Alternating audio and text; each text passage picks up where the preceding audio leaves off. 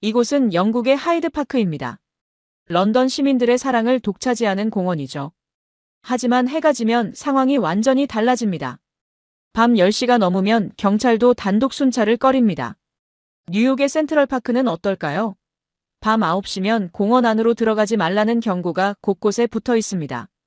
파리의 블로뉴 숲, 베를린의 티어가르텐도 마찬가지입니다. 그런데 한 도시만은 예외였습니다. 밤 11시에도 여성이 혼자 조깅을 하고 가족들이 산책을 즐기고 심지어 원앙이 강물을 헤엄치는 곳.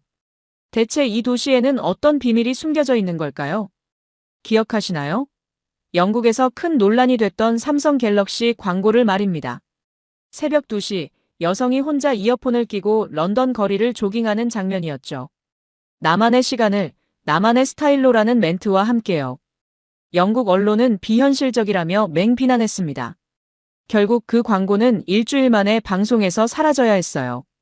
하지만 BBC 저널리스트 에밀리 로웰이 발견한 건 전혀 다른 것이었습니다.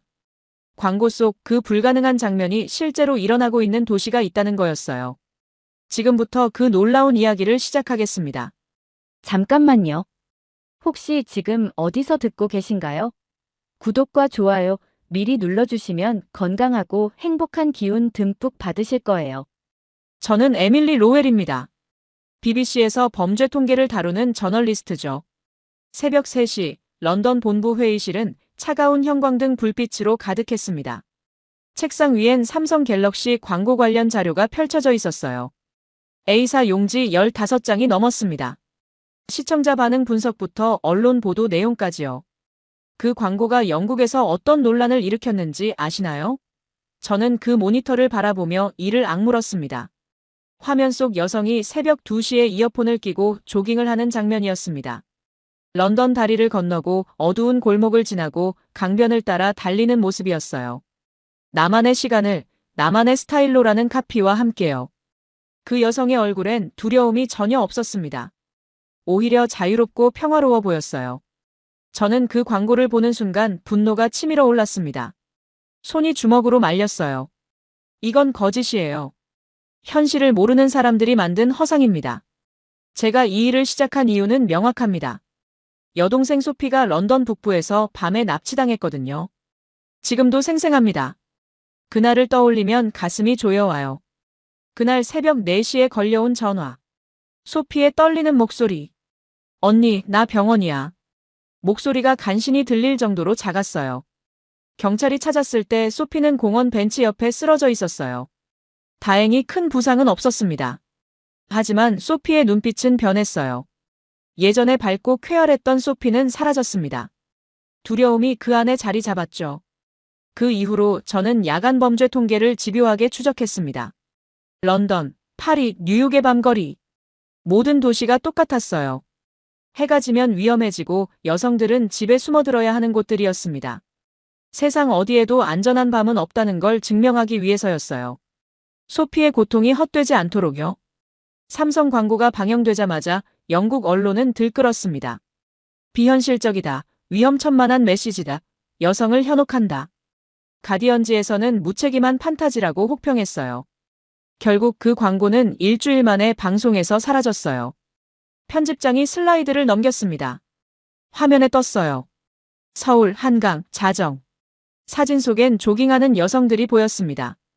이어폰을 끼고 혼자 달리는 모습들이요. 그것도 한 명이 아니었어요. 3명, 5명, 어떤 사진엔 10명도 넘는 여성들이 있었습니다. 제 심장이 두근거렸습니다. 분노가 치밀어 올랐죠. 책상을 손바닥으로 탁 쳤어요. 이건 조작이에요. 또 다른 광고용 연출입니다. 목소리가 떨렸어요. 편집장이 안경을 고쳤으며 저를 쳐다봤어요. 하지만 숫자는 달랐어요. 야간 범죄율 0.3%. 런던의 100분의 1 수준이야. 말도 안 돼요. 여성이 밤에 혼자 걷는다고요? 그것도 강변에서요? 제 목소리가 회의실에 울렸습니다. 몇몇 동료가 저를 쳐다봤어요. 제가 너무 흥분한 모습이 이상해 보였나 봅니다. 이 통계 확인된 건가요? 정말로요? 편집장이 고개를 끄덕이며 말했습니다. 세계보건기구 공식 자료야. CNN도 같은 결과를 얻었어. 바로 그때였습니다. 회의실 뒤쪽에서 목소리가 들렸어요. 다이앤 천이었습니다. 유튜브에서 국제 치안 분석 채널을 운영하는 사람이죠. 구독자가 180만 명입니다. MIT에서 통계학 박사를 받았어요. 한국은 모든 게 이미지 메이킹이에요. K-팝처럼 말이죠. 그녀의 말투엔 확신이 가득했습니다. 손에 태블릿을 들고 있었어요. 화면엔 복잡한 그래프들이 보였습니다. 제 분석론 한국 정부가 통계를 조작하고 있어요. 중국식 선전 전략이죠. 저는 고개를 끄덕였어요. 맞는 말 같았거든요.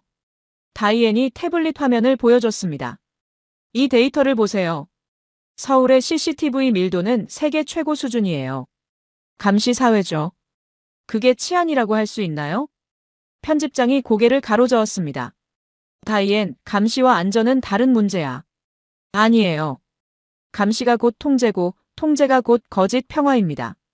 그녀의 논리는 날카로웠어요. 하지만 뭔가 과했습니다. 마치 개인적인 감정이 섞인 것처럼요.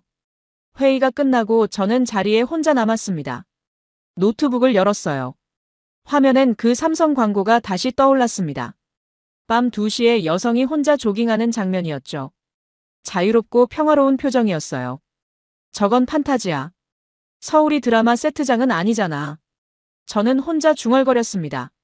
하지만 뭔가 찜찜했어요. 마음 한구석이 불편했습니다. 만약 진짜라면 어떡하죠? 아니, 그럴 리 없습니다. 소피를 생각했어요. 응급실 침대에서 떨고 있던 여동생을요. 통계는 조작될 수 있어요. 사진은 연출될 수 있죠. 하지만 현장은 거짓말하지 않습니다. 저는 결심했어요. 직접 가서 확인하겠다고요. 그 안전하다는 서울의 밤에 가보겠습니다. 혼자서요. 카메라를 들고서요. 편집장에게 메일을 보냈습니다. 서울로 가겠습니다. 진실을 확인하고 오죠. 손이 떨렸어요. 엔터키를 누르는 순간 심장이 쿵 내려앉았습니다. 답장은 2시간 뒤에 왔어요. 좋아. 프리야 감독과 동행해. 그녀가 촬영 맡을 거야. 프리야는 인도계 영국인 다큐 감독입니다. 감성적이고 직관적인 사람이죠. 저와는 정반대예요. 저는 숫자를 믿지만 프리야는 사람을 믿거든요. 창밖을 내다봤습니다.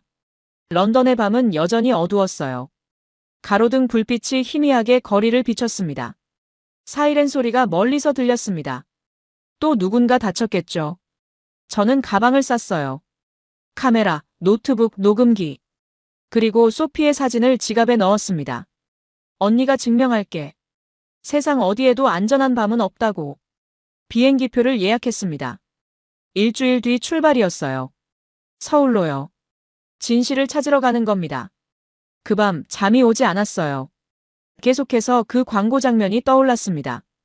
혹시, 정말 혹시 그런 곳이 있다면? 아니야. 저는 고개를 저었어요. 그럴 리 없어. 다음 날 아침이었습니다. 스튜디오 내부 편집장과 팀원들이 서울 치안 통계를 회의 중이었어요. 회의실 벽면에는 대형 모니터 세대가 걸려 있었습니다. 첫 번째 화면에는 CNN 통계가 떠 있었어요. 두 번째엔 WHO 세계도시 비교 자료가 보였습니다. 세 번째엔 서울 야간 풍경 사진들이 슬라이드로 넘어가고 있었죠. 모두 서울의 밤은 안전하다고 말하고 있었습니다. 하지만 저는 믿을 수 없었어요. 편집장이 첫 번째 자료를 가리켰습니다. CNN에서 3개월간 조사한 결과야. 야간 여성 범죄율이 0.2%래. 제가 손을 들었어요. 편집장님, 이 자료들이 정말 신뢰할 만한가요? 국제공인 기관들이야. UN, 세계은행, 인터폴까지 같은 결과를 내놨어. 저는 강하게 반박했습니다. 목소리에 확신을 담아서요. 광고용이에요. K 이미지 만들려고 연출한 거죠. 회의실이 조용해졌습니다. CCTV, K-팝, 드라마 모두 마케팅이에요. 편집장이 안경을 벗으며 저를 쳐다봤어요. 에밀리, 너무 단정적이지 않나? 아닙니다. 제가 5년간 범죄 통계를 다뤘거든요. 저는 자리에서 일어났습니다. 모든 도시가 똑같아요. 해가 지면 위험해지죠. 그때였습니다. 회의실 뒤편에서 다이앤 천이 개입했어요. 그녀는 늘 그렇게 갑자기 나타났습니다. 에밀리 말이 맞아요. 다이앤이 자신의 태블릿을 들어 보였어요. 서울의 평화는 통제에서 나왔어요. 감시가 만든 평화죠. 화면에는 복잡한 데이터 분석이 떠 있었습니다. CCTV 밀도, 경찰 배치 현황, 정부 예산 배분까지요. 여기 보세요. 다이앤이 그래프를 확대했습니다. 서울엔 1평방킬로미터당 CCTV가 240대예요. 팀원 중 한 명이 물었어요. 그게 많은 건가요? 런던의 3배, 뉴욕의 5배 수준입니다. 다이앤의 목소리가 날카로워졌어요. 이건 치안이 아니라 감시죠. 저는 고개를 끄덕였어요. 다이앤의 분석이 논리적이었거든요. 맞아요. 자유 없는 안전이 진짜 안전일 수 있나요? 편집장이 팔짱을 끼며 말했습니다. 그럼 너희 둘은 이 모든 자료가 거짓이라는 거야? 거짓까진 아니어도 과장된 거죠. 저는 확신에 찬 목소리로 대답했어요. 현실과는 다른 연출된 모습일 거예요. 다이앤이 다른 슬라이드를 넘겼습니다. 한국 정부의 해외 홍보 예산 자료였어요. 작년에 한국이 국가 이미지 홍보에 쓴 돈이 얼마인지 아세요? 그녀가 숫자를 가리켰습니다. 2조 원이 넘어요. K-팝, 드라마, 그리고 치안 홍보까지. 회의실 분위기가 무거워졌어요. 팀원들이 서로를 쳐다봤습니다. 그렇다면 우리가 할 일은 명확하죠. 저는 편집장을 똑바로 쳐다봤어요. 내가 직접 가보죠. 서울로. 편집장이 의자에서 몸을 앞으로 기울였습니다. 직접 가서 뭘 하겠다는 거야? 밤에 그 거리를 걸어보겠어요. 혼자서요. 제 목소리에 결의가 담겼습니다. 카메라를 들고 진짜 모습을 기록하겠어요. 위험하지 않나? 다른 팀원이 걱정스럽게 물었어요. 그게 바로 증명하려는 거예요. 저는 미소를 지었습니다. 세상에 안전한 밤은 없다는 걸요. 다이앤이 손뼉을 쳤어요. 좋은 생각이에요. 저도 원격으로 도울게요. 편집장이 잠시 생각에 잠겼습니다.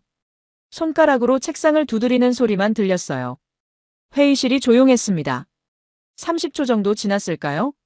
편집장이 고개를 끄덕였습니다. 좋아. 가서 확인해. 그가 저를 쳐다봤어요. 다큐멘터리로 찍어와. 제대로 된 걸로. 저는 가슴이 뛰는 걸 느꼈습니다. 드디어 진실을 밝힐 기회가 온 거예요. 프리아도 함께 보낼 거야. 편집장이 덧붙였습니다. 혼자 가긴 너무 위험해. 프리아 싱. 인도계 영국인 다큐 감독이죠. 저와는 여러 번 작업했던 파트너였어요. 하지만 저희는 성격이 정반대였습니다. 저는 데이터를 믿지만 프리아는 감정을 믿거든요. 저는 의심하지만 프리아는 믿으려 하죠. 언제 출발할 거야? 편집장이 물었어요. 다음 주면 어떨까요? 저는 벌써 계획을 세우고 있었습니다. 준비할 시간이 필요해요. 다이앤이 끼어들었어요. 제 구독자들도 관심 가질 거예요. 실시간으로 업데이트해 주세요. 저는 고개를 끄덕였습니다. 물론이죠. 진실은 숨겨질 수 없으니까요. 회의가 끝났습니다. 하나씩 자리에서 일어났어요. 저는 마지막까지 남아서 자료들을 다시 봤습니다. 서울의 야간 사진들이 여전히 화면에 떠 있었어요. 조깅하는 여성들, 산책하는 가족들, 벤치에 앉은 연인들. 모두 평화로워 보였습니다. 하지만 저는 알고 있었어요. 사진은 순간을 포착할 뿐이라는 걸요. 진실은 시간이 흘러야 드러나죠. 그날 저녁 집에 돌아가서 소피에게 전화했어요. 소피야, 언니가 곧 출장 가. 어디로요? 소피의 목소리는 여전히 조심스러웠어요. 서울이야. 취재 때문에. 전화 너머로 소피가 숨쉬는 소리가 들렸습니다. 밤에 나다니지 마세요, 언니. 제 가슴이 찡했어요. 걱정 마. 조심할게. 약속해요? 약속해. 전화를 끊고 창밖을 봤습니다. 런던의 밤이 어둠 속에 잠기고 있었어요. 저 멀리서 경찰차 사이렌이 울렸습니다. 일주일 뒤면 서울에 있겠죠. 그 안전하다는 도시예요. 과연 정말 안전할까요? 저는 이미 답을 알고 있다고 생각했어요. 하지만 틀렸습니다. 제가 발견하게 될 건 제 예상과 전혀 달랐거든요. 비행기 아니었습니다. 14시간 동안 잠을 이루지 못했어요. 옆자리 프리아는 편하게 자고 있었죠. 저는 노트북을 열었습니다. 다이앤 천의 유튜브를 다시 봤어요. 서울의 야간 치안은 국가 주도의 이미지 세탁입니다. 댓글이 5만 개가 넘었습니다. 대부분 동조하는 내용이었어요. 역시 마케팅이었구나. 속은 기분이야. 저는 화면을 껐습니다. 창밖을 봤어요. 구름 위로 해가 떠오르고 있었습니다. 인천공항에 도착했을 때 저는 놀랐습니다. 입국 심사대 앞에 선 순간이었어요. 줄이 길지 않았습니다. 심사관이 영어로 물었어요. 방문 목적이 무엇인가요? 유창했어요. 발음도 정확했죠. 저는 당황했습니다. 보통 공항 직원들은 영어가 서툴거든요. 적어도 제가 아는 대부분의 나라에서는요. 취재 때문에 왔습니다. 심사관이 미소 지었어요. 좋은 취재 되시길 바랍니다. 환영합니다. 도장을 찍는 소리가 경쾌했습니다. 입국 심사는 3분 만에 끝났어요. 프리아가 옆에서 말했습니다. 생각보다 빠르네. 런던보다 훨씬 빨라. 저는 의심스러웠어요. 연출일 수도 있어. 외국인 저널리스트라는 걸 알고 있을지도 몰라. 프리아가 웃었습니다. 에밀리, 너무 경계하지 마. 그냥 일 잘하는 거일 수도 있잖아. 짐을 찾는 것도 빨랐습니다. 컨베이어 벨트가 멈추지 않고 돌았어요. 안내 표지판은 한글, 영어, 중국어, 일본어로 쓰여 있었습니다. 화장실을 들렀어요. 깨끗했습니다. 냄새도 나지 않았죠. 휴지도 넉넉했어요. 이 정도는 기본 아니야? 프리아에게 말했습니다. 프리아가 고개를 저었어요. 에밀리, 유럽 공항들 생각해봐. 이 정도 아니야. 공항을 나서자 택시 기사가 다가왔어요. 60대 되어 보이는 남성이었습니다. 정장이 깔끔했어요. 어디 가세요? 영어였어요. 또 영어였습니다. 저는 호텔 주소를 보여줬죠. 아, 종로요. 1시간 정도 걸릴 것 같아요. 차에 탔습니다. 깨끗했어요. 냄새도 나지 않았죠. 런던 택시와는 달랐습니다. 뒷좌석에 소독제 냄새가 희미하게 났어요. 시트는 가죽이었습니다. 에어컨이 적당히 틀어져 있었죠. 강변북로를 달렸어요. 저는 창밖을 봤습니다. 고층 빌딩들이 줄지어서 있었어요. 하지만 혼잡하지 않았습니다. 차들이 질서정연하게 움직였어요. 신호를 잘 지켰고 끼어들기도 부드러웠습니다. 이상하네. 저는 중얼거렸어요. 런던이었다면 경적이 난무했을 텐데. 기사님이 백미러로 저를 봤습니다. 첫 방문이세요? 네. 서울 마음에 들 거예요. 안전하거든요. 또 그 말이었습니다. 안전하다는 말이요. 밤에도요? 제가 물었습니다. 기사님이 웃었어요. 밤에도요. 제 딸이 간호사인데 밤 11시에 퇴근해도 혼자 걸어와요. 위험하지 않나요? 여긴 한국이에요. 기사님의 목소리에 자부심이 묻어 있었어요. 급할 땐 양보를 먼저 하고 위험하면 서로 도와주죠. 저는 이해할 수 없었어요. 급한데 왜 양보를 하나요? 기사님이 웃었습니다. 그래야 모두가 빨리 가거든요. 서로 막으면 다 같이 늦어지죠. 이상한 논리였습니다. 하지만 도로를 보니 맞는 말 같았어요. 차선 변경도 부드러웠습니다. 경적 소리도 진짜 위험한 상황이 아니면 거의 들리지 않았죠. 핸드폰이 울렸습니다. 다이앤 천이었어요. 에밀리, 도착했어? 방금 택시 탔어. 조심해. 그쪽 사람들 외국인한테 친절한 척하지만 다 연출이야. 알았어. 특히 밤에 조심해. CCTV가 많아도 사각지대는 있거든. 전화를 끊었어요. 다이앤 목소리엔 확신이 넘쳤습니다. 하지만 뭔가 불안해 보이기도 했어요. 프리아가 카메라를 들었어요. 이거 찍어야겠어. 런던에선 상상도 못할 장면이야. 저는 고개를 저었습니다. 아직 몰라. 낮으니까 그런 걸 수도 있어. 호텔에 도착했습니다. 기사님이 트럭을 열어줬어요. 짐을 내려주면서 말했습니다. 서울 구경 많이 하세요. 밤에도 안전하니까 걱정 마세요. 고맙습니다. 요금을 냈어요. 3만 원이었습니다. 기사님이 카드 단말기를 건넸습니다. 카드도 되고 현금도 돼요. 친절했습니다. 하지만 저는 경계를 늦추지 않았어요. 체크인을 마치고 방에 들어갔습니다. 18층이었어요. 창문을 열자 서울 시내가 보였습니다. 해가 지고 있었죠. 건물마다 불이 하나씩 켜지기 시작했어요. 도시 전체가 점점 밝아지고 있었습니다. 프리아가 들어왔습니다. 저녁 먹고 한강 가볼까? 저는 시계를 봤어요. 6시였습니다. 아니, 10시에 가자. 늦은 시간이어야 의미가 있어. 프리아가 고개를 끄덕였어요. 알겠어. 그럼 준비나 하자. 저는 가방에서 카메라를 꺼냈습니다. 배터리를 확인했어요. 녹음기도 점검했죠. 만반의 준비였습니다. 노트북을 열었어요. 소피에게 메시지를 보냈습니다. 서울 도착했어. 곧 취재 시작할게. 소피의 답장이 왔어요. 조심해, 언니. 밤에 혼자 다니지 마. 걱정 마. 프리아랑 같이 있어. 그래도 조심해. 저는 창밖을 다시 봤습니다. 어둠이 내리고 있었어요. 거리엔 사람들이 여전히 많았습니다. 밤이 두렵지 않은 듯했죠. 정말 안전할까요? 혼잣말을 했어요. 프리아가 대답했습니다. 곧 알게 될 거야. 저녁을 먹으러 나갔어요. 호텔 근처 한 식당이었습니다. 메뉴판에 영어가 병기되어 있었어요.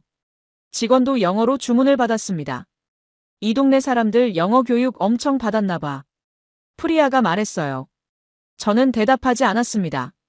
뭔가 석연치 않았거든요. 너무 완벽했어요. 마치 준비된 것처럼요. 식사를 마치고 호텔로 돌아왔어요. 시계는 9시를 가리키고 있었습니다. 1시간 뒤면 한강이에요. 저는 노트북을 열었어요. 다이앤 천의 유튜브 채널을 봤습니다. 최신 영상 제목이 눈에 들어왔죠. 서울의 야간 치안, 완벽한 이미지 조작. 조회수가 50만이었어요. 오늘 올라온 영상이었습니다. BBC 소속 저널리스트 에밀리 로웰이 서울로 출장을 갔습니다. 하지만 그녀가 보게 될 건 진실이 아니에요. 한국 정부가 준비한 쇼일 뿐이죠. 저는 화면을 껐습니다. 분노가 치밀었어요. 내가 증명할 거야. 내가 옳다는 걸. 10시가 됐어요. 프리아가 문을 두드렸습니다. 준비됐어? 저는 카메라를 들었습니다. 가자. 진실을 확인하러. 지하철 입구에 섰습니다. 뚝섬공원역이었어요. 계단을 내려가는데 안내 요원이 보였습니다. 제복을 입은 여성이었죠. 60대 정도 되어 보였어요. 서울숲 어느 쪽으로 가나요? 영어로 물었어요. 그녀가 웃으며 대답했습니다. 이번 출구로 나가세요. 바로 보일 거예요. 손짓까지 해줬어요. 친절했습니다. 하지만 저는 경계를 늦추지 않았죠. 출구를 나서자 음악 소리가 들렸어요. 라틴풍의 멜로디였습니다. 서울숲 입구였어요. 프리아가 카메라를 켰습니다. 저도 녹음기를 작동시켰어요. 밤 10시 서울숲입니다. 지금부터 이곳의 실제 모습을 기록하겠습니다. 공원으로 들어갔어요. 생각보다 사람들이 많았습니다. 주말 밤이었는데도 말이죠. 작은 무대가 보였어요. 버스킹 공연이 이어지고 있었습니다. 외국인으로 보이는 젊은 남성이 기타를 치고 있었어요. 라틴어로 노래를 부르고 있었습니다. 목소리가 아름다웠어요. 관중들이 조용히 듣고 있었죠. 그때였습니다. 날카로운 소리가 났어요. 기타 줄이 끊어진 거였습니다. 연주가 멈췄어요. 젊은 남성이 당황하는 표정을 지었습니다. 손에서 기타를 내려놨어요. 미안해요. 기타 줄이 끊어졌네요. 그가 영어로 관객들에게 말했습니다. 관객들이 아쉬워하는 표정을 지었어요. 어떤 사람은 고개를 저었고 어떤 사람은 한숨을 쉬었습니다. 바로 그때였어요. 옆 무대에서 연습 중이던 한국인이 다가왔습니다. 30대 초반으로 보이는 남성이었죠. 이거 제 기타 써요. 그가 자신의 어쿠스틱 기타를 건넸어요. 저는 오늘 쉬는 날이니까요. 외국인 청년이 놀란 표정을 지었습니다. 정말 괜찮아요? 물론이죠. 음악은 계속되어야 하니까요. 관중들이 박수를 쳤어요. 따뜻한 박수였습니다. 강요하지 않는 자연스러운 환호였어요. 젊은 남성이 다시 연주를 시작했습니다. 이번엔 더 아름다운 멜로디였어요. 관객들의 얼굴에 미소가 번졌습니다. 저는 그 광경을 바라보며 어리둥절했어요. 카메라를 들고 있었지만 무엇을 찍어야 할지 몰랐습니다. 공연이 끝나고 저는 그 외국인 청년에게 다가갔어요. 마르코라고 자기소개를 하더군요. 스페인에서 온 교환 학생이었어요. 지금 어떤 기분인가요? 저는 녹음기를 켜고 물었습니다. 마르코가 잠시 생각하더니 대답했어요. 고국에선 버스킹할 때 늘 긴장했어요. 그의 눈빛이 진지했습니다. 기타 도둑 맞을까, 누가 시비 걸까, 늘 주변을 살폈죠. 마르코가 고개를 저었어요. 하지만 여기선 음악에만 집중할 수 있어요. 사람들이 지켜준다는 느낌이. 이건 처음이에요. 그때 마르코의 목소리가 약간 떨렸어요. 감동받은 것 같았습니다. 프리아가 조용히 제 귀에 속삭였어요. 이건 만들 수 있는 장면이 아니야, 에밀리. 저는 말없이 렌즈를 닦았습니다. 눈빛이 흔들리고 있었거든요. 한국인 뮤지션에게도 물어봤어요. 왜 기타를 빌려주셨나요? 그가 어깨를 으쓱했어요. 당연한 거 아닌가요? 음악하는 사람끼리요. 혹시 모르는 사람인데도요? 음악엔 국경이 없잖아요. 그의 미소가 진실해 보였어요. 저는 주변을 둘러봤습니다. 공원 곳곳에서 사람들이 여유롭게 시간을 보내고 있었어요. 벤치에 앉아 책을 읽는 중년 여성이 있었습니다. 가방을 옆에 그냥 놓아두고 있었어요. 지갑도 가방 밖에 걸려 있었죠. 연인들이 손을 잡고 산책하고 있었습니다. 여성의 핸드백이 어깨에 느슨하게 걸려 있었어요. 전혀 경계하는 모습이 아니었습니다. 가족 단위로 온 사람들도 많았어요. 어린아이들이 뛰어다니고 있었죠. 부모들은 벤치에 앉아 여유롭게 아이들을 지켜봤어요. 이상해. 저는 혼자 중얼거렸어요. 왜 아무도 조심하지 않지? 프리아가 대답했습니다. 조심할 이유가 없으니까 그런 거 아닐까? 저는 고개를 저었어요. 세상에 그런 곳은 없어. 특히 이런 대도시에는. 그때 제 시선이 한 곳에 멈췄어요. 공원 벤치에 혼자 앉아있는 노인이 보였습니다. 70대 정도 되어 보였어요. 옆에는 작은 가방 하나만 놓여 있었습니다. 노인은 책을 읽고 있었어요. 가끔 고개를 들어 주변을 둘러보기도 했죠. 저는 다가가서 물어봤어요. 밤에 혼자 계셔도 안전하세요? 노인이 고개를 들더니 웃었어요. 물론이죠. 여기서 30년 넘게 살았어요. 30년이요? 네. 이 동네가 이렇게 좋아진 건 얼마 안 됐어요. 노인의 눈빛이 따뜻했습니다. 예전엔 어땠는데요? 예전엔 좀 어수선했죠. 하지만 지금은 달라요. 뭐가 달라진 건가요? 노인이 잠시 생각하더니 대답했어요. 사람들 마음이 달라진 것 같아요. 서로를 더 생각하게 됐다고 할까요? 저는 이해할 수 없었어요. 구체적으로 어떤 면에서요? 글쎄요. 노인이 주변을 둘러봤어요. 예전엔 각자 살기 바빴는데 이젠 서로 도우려고 해요. 그때 한 젊은 여성이 지나갔어요. 이어폰을 끼고 조깅을 하고 있었습니다. 혼자서요. 저는 시계를 봤어요. 밤 11시였습니다. 저 여성분 위험하지 않나요? 노인이 고개를 저었어요. 왜 위험해요? 여긴 서울 숲인데. 밤에 혼자 운동하는 거잖아요. 매일 봐요. 저 정도 시간엔 조깅하는 사람들 많아요. 저는 믿을 수 없었어요. 런던이었다면 상상도 못할 일이었거든요. 다른 벤치에서는 대학생들이 기타를 치고 있었어요. 3명 정도 모여서 조용히 연주하고 있었죠. 지나가는 사람들이 잠시 멈춰서서 들었다가 갔어요. 아무도 시끄럽다고 하지 않았습니다.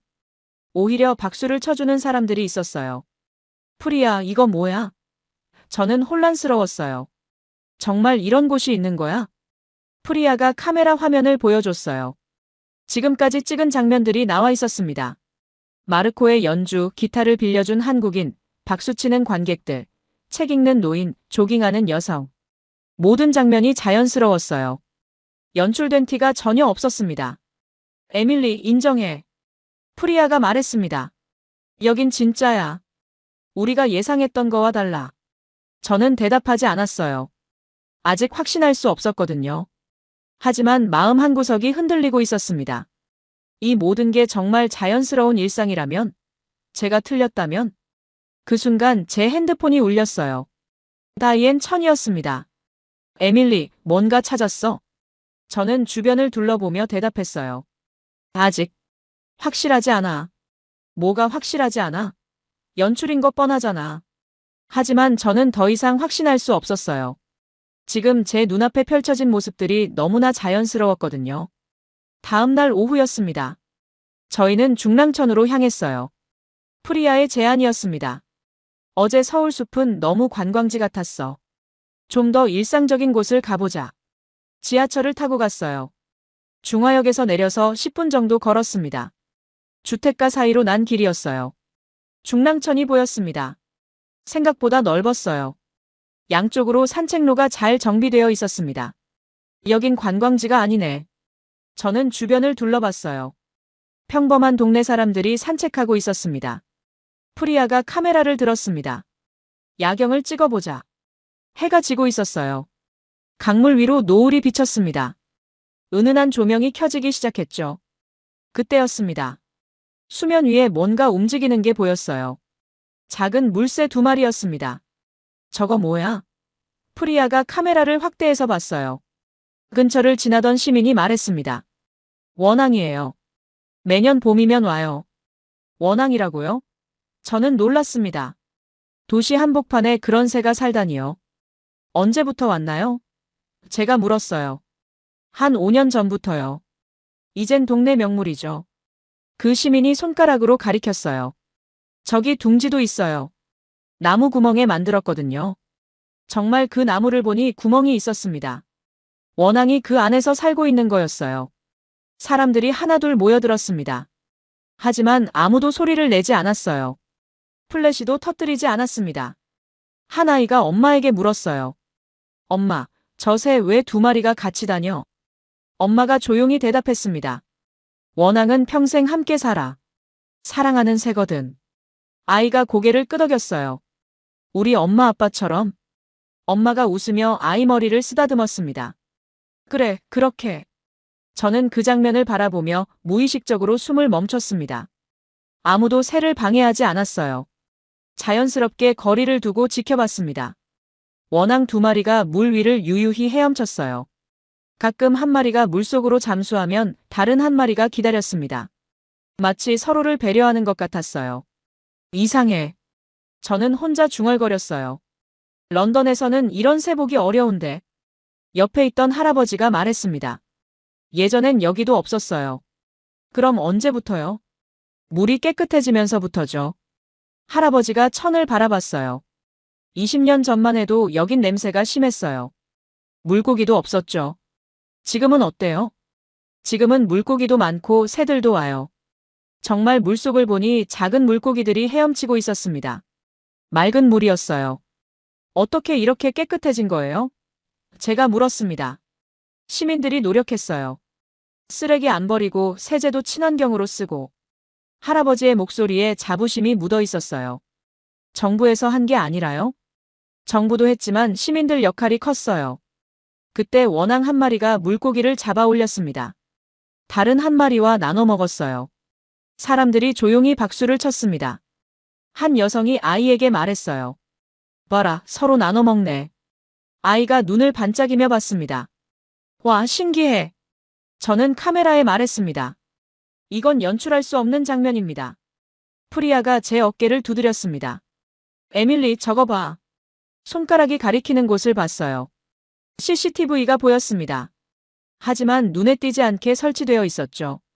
감시 카메라네. 저는 다이앤 천의 말이 떠올랐어요. 역시 감시 사회구나. 하지만 사람들은 전혀 신경 쓰지 않는 것 같았어요. 자연스럽게 행동하고 있었습니다. 경찰관도 보였습니다. 순찰을 도는 듯 했어요. 하지만 위압적이지 않았습니다. 오히려 시민들과 인사를 나누고 있었죠. 한 아주머니가 다가가서 말했습니다. 경관님, 수고하세요. 경찰관이 웃으며 대답했어요. 덕분에 평화롭게 근무하고 있어요. 저는 이해할 수 없었어요. 경찰과 시민이 이렇게 친근할 수가 있나요? 30분 정도 더 지켜봤습니다. 원앙은 여전히 물 위에서 헤엄치고 있었어요. 사람들은 조용히 와서 보다가 갔습니다. 아무도 소란을 피우지 않았어요. 자연을 존중하는 분위기였습니다. 프리아, 이거 뭐야? 저는 혼란스러웠어요. 뭐가? 이 모든 게 너무 자연스러워. 프리아가 웃었습니다. 그게 문제야? 아니, 그게 아니라. 저는 말을 잇지 못했어요. 제가 예상했던 모습과 너무 달랐거든요. 왜 아무도 두려워하지 않지? 혼잣말처럼 중얼거렸습니다. 할아버지가 들었나 봐요. 뭘 두려워해요? 밤에 이렇게 나와 있는 걸요. 할아버지가 고개를 갸우뚱했어요. 왜 두려워해요? 위험한 게 뭐가 있나? 저는 대답할 수 없었어요. 정말 위험한 게 보이지 않았거든요. 셋째 날 오후였습니다. 인사동을 걸어보기로 했어요. 전통과 현대가 섞인 거리라고 들었거든요. 골목길이 아기자기했습니다. 한옥 스타일 건물들이 줄지어 있었어요. 관광객들과 현지인들이 섞여서 걸었습니다. 작은 안경점이 눈에 들어왔어요. 이은정 안경원이라는 간판이 걸려 있었습니다. 오래된 가게 같았어요. 저는 들어가 봤습니다. 취재차 현지인들과 대화해보고 싶었거든요. 70대 정도 되어 보이는 할머니가 계셨어요. 안경을 닦고 있었습니다. 저를 보더니 고개를 살짝 숙였어요. 안녕하세요. 저는 영어로 인사했습니다. 할머니가 멈칫했어요. 그러더니 말없이 다시 안경을 닦기 시작했습니다. 혹시 영어 되세요? 다시 물어봤어요. 할머니가 당황한 표정을 지었어요. 고개를 저었습니다. 아니요. 목소리가 작았어요. 미안해하는 듯한 표정이었습니다. 저는 잠시 멈칫했어요. 무시당하는 기분이었습니다. 외국인이라 상대하기 귀찮은 건가? 그냥 나오려다가 한 번 더 시도해봤어요. 손짓으로 안경을 가리켰습니다. 안경. 보고 싶어요. 할머니가 더욱 당황했어요. 얼굴이 빨갛게 달아올랐습니다. 손을 흔들며 뭔가 말하려 했지만 영어가 나오지 않았어요. 저는 짜증이 났어요. 한국인이 영어를 못하는 게 당연한 거였지만 그 순간엔 그냥 짜증이 나더군요. 괜찮아요. 저는 그냥 나왔습니다. 기분이 별로였어요. 프리아가 기다리고 있었어요. 어땠어? 영어 안 통해. 저는 시큰둥하게 대답했어요. 그럴 수도 있지. 지난 며칠간의 좋은 인상이 한순간에 무너진 기분이었죠. 역시 표면적인 것일 뿐인가 하는 생각도 들었습니다. 호텔로 돌아가는 길이었어요. 속상했습니다. 다음 날 아침이었습니다. 프리아는 다른 장소를 촬영하러 갔어요. 저는 혼자 산책을 나갔습니다. 인사동 쪽으로 발걸음이 향했어요. 어제 그 안경점이 생각났거든요. 다시 그 골목에 도착했을 때였습니다. 누군가 저를 부르는 소리가 들렸어요. 돌아보니 어제 그 할머니였습니다. 손에 뭔가 들고 뛰어오고 있었어요. 잠깐만요. 한국어였지만 급한 목소리였어요. 할머니가 제 앞에 멈춰 섰습니다. 숨이 차서 헉헉거렸어요. 손에는 보온병과 공책이 들려 있었습니다. 그리고 스마트폰을 꺼냈어요. 번역 앱이 실행되어 있었습니다. 천천히 타이핑을 시작했어요. 화면에 글자가 나타났습니다. 어제 도와드리지 못해서 정말 죄송했습니다. 저는 멍하게 화면을 바라봤어요. 할머니가 계속 타이핑했습니다. 밤새 영어 공부했어요. 대추차도 끓였습니다. 보온병을 건네주었어요. 따뜻했습니다. 공책을 펼쳐서 보여주었어요. 영어 단어들이 빼곡히 적혀 있었습니다. 한글로 발음도 적혀 있었어요. 헐로 옆에 헬로우 생크 유 옆에 땡큐 사리 옆에 쏘리. 할머니가 다시 핸드폰을 쳤어요. 외국 손님이 오시면 더 잘하고 싶어요. 가르쳐 주세요. 그녀의 눈빛이 진지했습니다. 미안함이 가득했어요. 그리고 간절함도 있었습니다. 저는 목이 메었어요. 뭐라 말해야 할지 몰랐습니다. 감사합니다. 제가 번역 앱에 쳤어요.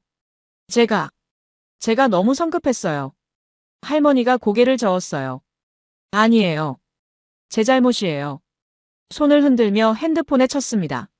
할머니가 또 타이핑했어요. 다시 오세요. 다음엔 잘할게요. 그리고 깊게 고개를 숙였습니다. 떠나면서 뒤돌아보지 않았어요. 저는 그 자리에 서 있었습니다. 보온병을 들고서요. 벤치에 앉았어요. 뚜껑을 열었습니다. 대추차 향이 났어요. 달콤하고 따뜻한 향이었습니다. 한 모금 마셨어요. 달콤했습니다. 입안 가득 따뜻함이 퍼졌어요. 눈물이 났어요. 참을 수 없었습니다. 뜨거운 눈물이 볼을 타고 흘렀어요. 차별이 아니었어요. 그녀는 그저 영어를 못했을 뿐이었습니다. 하지만 저를 위해 밤새 공부했어요. 아침 일찍 차를 끓여서 찾아왔죠. 소피가 떠올랐어요. 제 여동생이요. 그녀도 런던에서 도움을 청했을 겁니다. 하지만 아무도 도와주지 않았어요. 여긴 달랐습니다. 언어가 안 통해도 도우려고 했어요. 진심이 먼저였습니다. 프리아에게 전화했어요. 프리아, 내가 완전히 틀렸어. 뭐가? 어제 안경점 할머니가 호텔까지 찾아왔어. 프리아가 놀란 목소리로 물었어요. 정말? 대추차 들고 밤새 영어 공부했대. 전화 너머로 프리아가 한숨 쉬는 소리가 들렸어요. 에밀리, 그게 정이야. 한국 사람들이 말하는 그거. 마음으로 먼저 다가가는 것. 저는 이제 알겠어요. 정이 뭔지요. 진심이 뭔지요. 공책을 다시 펼쳐봤어요. 할머니의 필기체가 정성스러웠습니다. 한 글자 한 글자 정말 열심히 쓴 흔적이 보였어요. 처음엔 삐뚤빼뚤했다가 점점 나아지는 모습이었습니다. 얼마나 많은 시간을 들였을까요? 저는 다시 안경점으로 갔어요. 할머니가 계셨어요. 저를 보더니 놀란 표정을 지었습니다. 제가 공책을 들어 보였어요. 생크 유 베리 머치. 할머니가 환하게 웃었어요. 땡큐 베리 머치. 발음이 서툴렀지만 정성이 느껴졌어요. 저도 한국어로 말해봤어요. 감사합니다. 할머니가 박수를 쳤어요. 그리고 더 많은 영어를 가르쳐달라고 했습니다. 넷째 날 밤이었습니다. 프리아와 저는 한강 근처 식당에 있었어요. 삼겹살을 먹고 있었죠. 갑자기 프리아가 얼굴을 찡그렸어요. 에밀리, 배가 아파. 처음엔 체한 줄 알았어요. 하지만 프리아의 얼굴이 창백해졌습니다. 식은땀이 흘렀어요. 괜찮아? 아니, 진짜 아파. 병원 가야겠어. 저는 당황했어요. 한국어를 못하는데 어떡하죠? 식당 주인이 다가왔습니다. 괜찮으세요? 영어였어요. 저는 급하게 말했습니다. 친구가 아파요. 병원에 가야 해요. 주인이 즉시 전화를 들었어요. 119에 전화하는 것 같았습니다. 한국어로 빠르게 말했어요. 위치를 정확히 전달했습니다. 증상도 설명했어요. 외국인이라는 사실까지 말했죠. 3분 안에 와요. 걱정 마세요. 정말 3분이었습니다. 믿기지 않았어요. 주인이 물을 가져왔어요. 조금만 참으세요. 금방 와요. 다른 손님들도 걱정스러운 눈빛으로 봤습니다. 한 여성이 다가왔어요. 제가 간호사예요. 도와드릴까요? 프리아를 부축해 밖으로 나갔어요.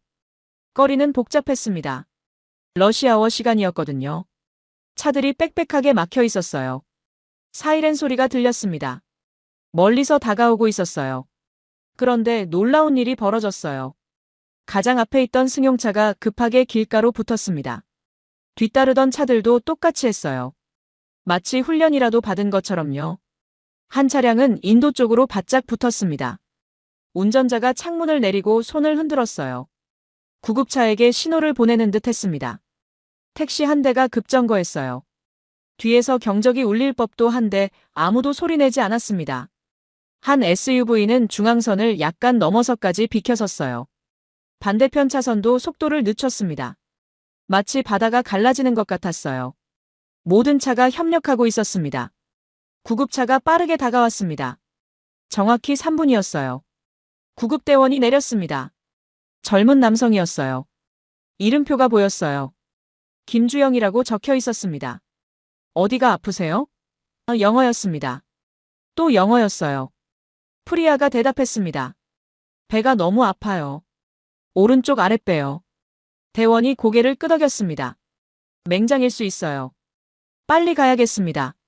들것을 가져왔어요. 프리아를 조심스럽게 옮겼습니다. 다른 대원도 나왔어요. 둘이서 협력했습니다. 저도 구급차에 탔어요. 차는 깨끗했습니다. 의료 장비가 정돈되어 있었어요. 병원까지 얼마나 걸리나요? 제가 물었습니다. 지금 시간이면 10분 정도요. 걱정 마세요. 구급차가 출발했습니다. 사이렌이 울렸어요. 창밖을 봤어요. 차들이 계속 비켜주고 있었습니다. 한 오토바이 배달원도 길가에 섰어요. 이게 가능해? 혼잣말처럼 중얼거렸습니다. 김주영 대원이 들었나 봐요. 한국에선 구급차가 최우선이에요. 모두가 알고 있죠. 교육을 받나요? 어릴 때부터 배웁니다. 학교에서도 가르쳐요. 정확히 9분 만에 병원에 도착했어요. 응급실 입구에 의사들이 대기하고 있었습니다. 프리아를 옮겼어요. 의사가 영어로 물었습니다. 언제부터 아팠나요? 질문과 대답이 빨랐습니다. 통역이 필요 없었어요. 30분이 지났습니다. 의사가 나왔어요. 맹장염이 맞습니다. 수술이 필요해요. 지금요? 네, 지금 해야 합니다. 수술은 1시간 걸렸어요. 성공적이었습니다. 의사가 설명해 줬습니다. 잘 됐어요. 이틀 정도 입원하면 됩니다. 비용은 얼마나 되나요? 의사가 미소 지었습니다. 수납창고에서 확인하세요. 수납창고로 갔습니다. 직원이 계산서를 줬어요. 47,000원이었습니다. 저는 다시 물었어요. 이게 전부인가요? 구급차비, 응급실비, 수술비 다 포함된 건가요? 직원이 고개를 끄덕였습니다. 네, 전부 포함이에요. 외국인 응급환자는 건강보험 혜택을 받을 수 있거든요. 미국이었다면 수천 달러였을 겁니다. 프리아를 보러 갔어요. 마취에서 깨어나고 있었습니다. 여기 사람들 천사야. 프리아가 말했어요. 저는 웃었습니다. 그리고 대답했어요. 그런가 봐. 정말 그런가 봐. 그때 한 경찰관이 들어왔어요. 50대 초반 남성이었습니다. 단정한 제복을 입고 있었어요. 안녕하세요. 한기훈입니다. 명함을 건넸어요. 강북경찰서 경정입니다. 어떻게 저희를 아시죠? 외국인 응급 상황이라는 보고를 받았습니다. 그가 의자에 앉았어요. 저도 앉았습니다. 서울 치안이 어떤가요? 제가 물었습니다. 어떻게 느끼세요? 솔직히 놀랐어요. 한기훈 경정이 고개를 끄덕였어요. CCTV 때문인가요? 그것보다는 사람들이요. 맞습니다. 그의 목소리가 따뜻했어요. 서울의 치안은 시스템이 아니라 정입니다. 정이요? 사람들이 사람을 지켜주는 도시죠. 그가 창밖을 바라봤어요. 제 딸이 한강생태복원에 참여했어요. 3년 전 사고로 세상을 떠났죠. 죄송합니다. 딸이 꿈꿨거든요. 사람과 자연이 함께하는 도시를요. 그의 목소리가 조금 떨렸습니다. 그래서 전 이 도시를 지킵니다. 딸의 꿈을 지키는 거죠. 저는 할 말을 잃었어요. 런던으로 돌아왔습니다. 일주일간의 서울 취재가 끝났어요. 공항에 내리자마자 느꼈습니다. 공기가 달랐어요. 편집실로 갔습니다. 프리아와 함께 영상을 정리했어요. 나흘이 걸렸습니다. 다이앤 천에게서 전화가 왔어요. 에밀리, 영상은 어떻게 돼가? 거의 다 됐어. 기대된다. 한국의 민낯을 보여줄 거지. 저는 잠시 말을 멈췄습니다. 다이앤, 내가 틀렸어. 뭐? 한국은 조작이 아니야. 진짜야. 다이앤의 목소리가 차가워졌습니다. 에밀리, 너 매수당한 거야? 아니, 진실을 봤어. 그건 내가 본 게 아니야. 그들이 보여준 거지. 직접 와서 봐. 그럼 알 거야. 다이앤이 전화를 끊었어요. 다큐멘터리 제목을 정했어요. 정이 흐르는 강변이었습니다. 편집장이 시사회를 열었습니다. 회사 임원들이 모였어요. 다이앤 천도 있었습니다. 영상이 시작됐어요. 서울숲의 마르코 이야기가 나왔습니다. 중랑천의 원앙 장면이 이어졌죠. 안경점 할머니 부분에서 몇몇이 눈시울을 붉혔습니다.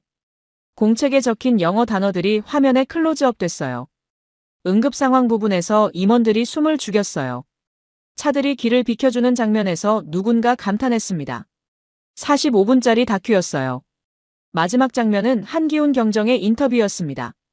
이 도시는 시스템이 아니라 사람이 만들었습니다. 정이 만들었죠. 영상이 끝났어요. 박수가 터졌습니다. 오래 이어졌어요. 편집장이 말했습니다. 이번 주 토요일 황금 시간대에 방영하자. 다이앤 천이 일어섰어요. 이건 선전물이에요. 객관성이 없어요. 편집장이 그녀를 쳐다봤습니다. 객관성은 숫자만이 아니야. 현장의 진실도 객관성이지. 이건 날조예요. 연출된 거라고요. 제가 일어섰어요. 날조라는 증거 있나요? 전부 현장에서 찍은 겁니다. 다이앤이 말문이 막혔어요. 그녀는 회의실을 나갔습니다. 토요일이 됐어요. 다큐가 방영됐습니다. 시청률은 5.2%였어요. 반응이 폭발했어요. 시청자들이 전화를 걸어왔습니다. 정말 그런 도시가 있나요? 저도 가보고 싶어요. 해시태그가 트렌드에 올랐어요. 해시태그 정의도시 서울이 전 세계 1위였습니다. 한 달이 지났습니다. 다른 나라 언론들이 관심을 가졌어요. BBC, 알자지라, NHK가 취재 요청을 했습니다. 저는 강연 요청을 받았습니다. 옥스퍼드 대학이었어요. 강연장은 가득 찼습니다. 제 강연이 시작됐습니다. 저는 진실을 폭로하러 서울에 갔습니다. 하지만 제가 틀렸다는 걸 깨달았죠. 청중이 집중했습니다. 슬라이드를 넘겼어요. 삼성 광고 장면이 나왔습니다. 그 아래 서울 한강에서 조깅하는 여성의 영상이 나왔어요.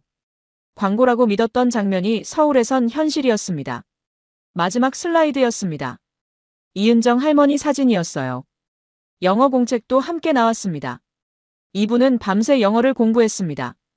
외국인 손님 한 명을 위해서요. 청중이 조용했습니다. 정이 흐르는 도시는 존재합니다. 시스템이 아니라 사람이 만든 도시요. 그곳은 서울입니다. 박수가 터졌어요. 오래 이어졌습니다. 강연이 끝나고 소피에게 전화를 걸었습니다. 언니. 응. 나야. 언니, 나 영상 봤어. 울었어. 정말? 언니, 나도 가보고 싶어. 서울. 그래, 같이 가자. 다음엔. 언니, 고마워. 세상이 다 나쁜 건 아니라는 걸 보여줘서. 저는 눈물이 날 것 같았습니다. 밤하늘을 올려다봤습니다. 별이 보였어요. 하지만 서울의 밤이 그리웠어요. 한강의 물소리가 그리웠습니다. 이은정 할머니가 보고 싶었어요. 세상은 넓습니다.